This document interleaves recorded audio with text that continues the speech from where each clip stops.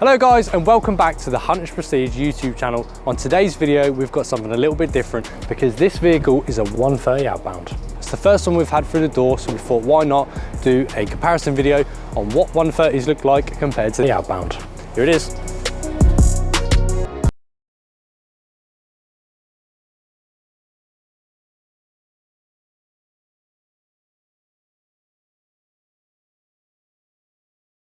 Look at Land Rover's newest release, which is the 2024 Land Rover 130 Outbound. With loads of different ranges of size, also engine size, different wheelbase from 90 to 110 to 130. There's plenty of different options to choose from when deciding what sort of vehicle you want with your new Defender. So we've got our customer Dan with us who's purchased the 130 Outbound. So we're going to ask him why he chose the 130 over every other vehicle. Dan, thank you so much for bringing your 130 Outbound to us. Obviously this is the first one we've had in. We get lots of vehicles in. We've had bucket loads of 110s, 90s. We've only worked on one 130, which was a couple of weeks ago. I had a clear sight done to it, so it's quite good to have another 130 in. It's slightly different. Obviously this car is made for having luxurious interior, but also having the off-road capabilities that Defenders have. So just run me through a little bit of background on your lifestyle and why you chose to go for an Outbound over a standard 110.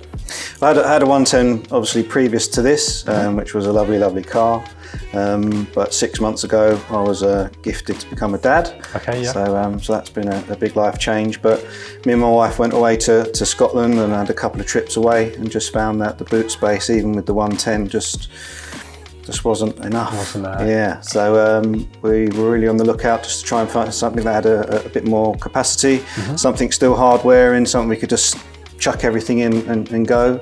And I went into a Land Rover showroom and that was there. If you didn't know it wasn't a V8, you'd think it'd be a V8 130. It's got that look. It's got that look to it. You got the satin wrap, but also at the same time, from the rear end, that's the same rear end as the V8. So it looks really nice.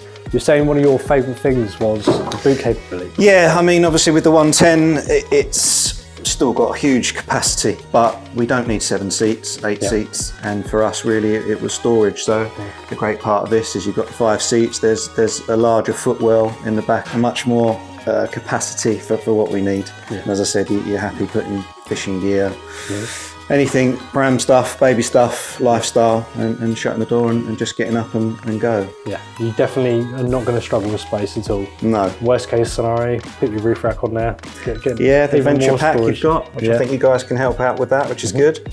I found also with a lot of the other cars that have got a larger capacity in the back, is they weren't flatbed, they didn't have rubber mats, which again also then I think made it more of a luxurious vehicle that obviously Defender has luxury but also has that edge where it can go anywhere.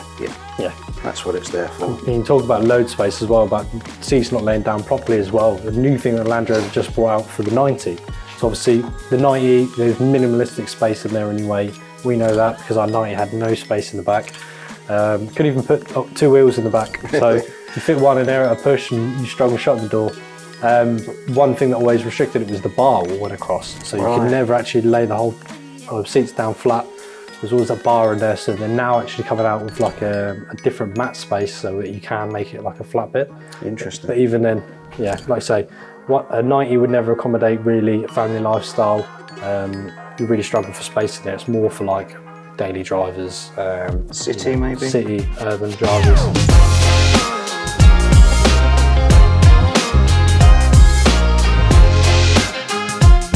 So the 130 Outbound comes exclusively as a 5-seater, whereas comparison with the standard 130, it also has an 8 seats, and you also have a 110, newly optioned for 7 seats also.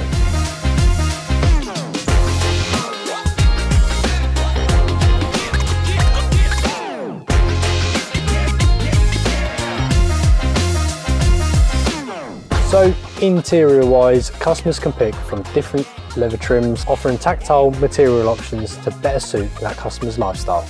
All are finished in ebony black, including a matching ebony Morzine headliner with all the panels and trims in satin black powder coat, just like on the V8 models in comparison to the oyster grey and also the dark grey.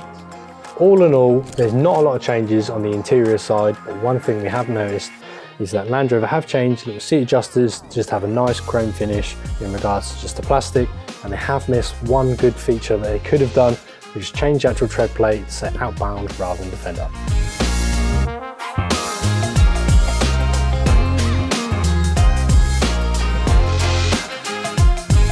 So apart from the obvious different seat configuration in this vehicle and the visibly wider boot space, the actual boot space on this is actually 2,516 litres in comparison to the Land Rover 110, which is actually 1,537 litres. So there's a lot more space in the back for anything that you need for your lifestyle.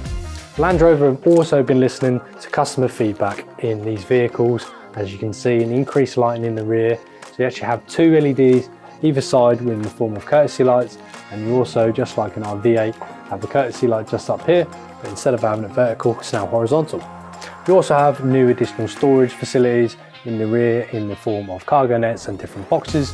Not only that, you have a new fuse cover, which is actually finished in a gloss finish rather than the standard matte finish.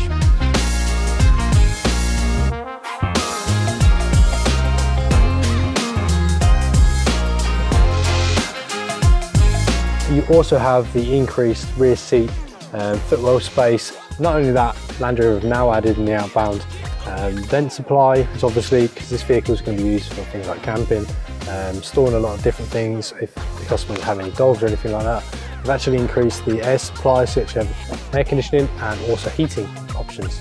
So just like the hardtop commercials, the actual rear column on these are actually covered up. Interestingly enough, interior wise, there is actually a glass panel with the heated function on there, so possibly this can be removed and actually be used with a window as well. Wheel-wise, the Outbound has two different options. You actually have the 20-inch gloss black finish, or alternatively, like Dan has fitted on here, he has the 22-inch satin grey 5 spokes on there. He actually brought the vehicle to us today to have his tyre change. So he used to have the Pirelli Scorpions on there, which are obviously a very nice road tyre. He wanted something a little bit more aggressive and more rugged, so we actually put 5 Yokohama Geolanders, which are 18. They're just so much better on the vehicle, just finishes it nicely.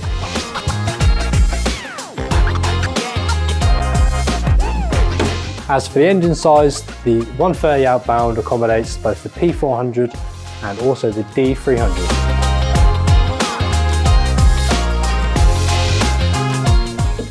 Lift and drop. So the Outbound can actually tow up to 3,000 kilograms of weight. Anything from jet skis to boats, to caravans and trailers. The Outbound makes it simple, especially with the air suspension. Hitching has never been easier. And obviously it's a factory fit for the air suspension. There's actually no core suspension available as an option. So that is the end of our short review of the 130 Outbound. If you have any questions or if we've missed anything on this 130 review, please let us know. We'll be happy to help. We want to know if you'd consider buying one. Outbound is on your scope, or if you're interested in a 130, let us know. We'd love to hear your comments of what you think of the 130 Outbound compared to a regular 130, or even if you have a 130 within the UK. Obviously they're very popular abroad, especially in the States. If you've got one in the UK, we'd love to hear from you. So until next time guys, don't forget to like, follow, subscribe and hit that bell notification to stay up to date with what we're doing here at Hunters Prestige.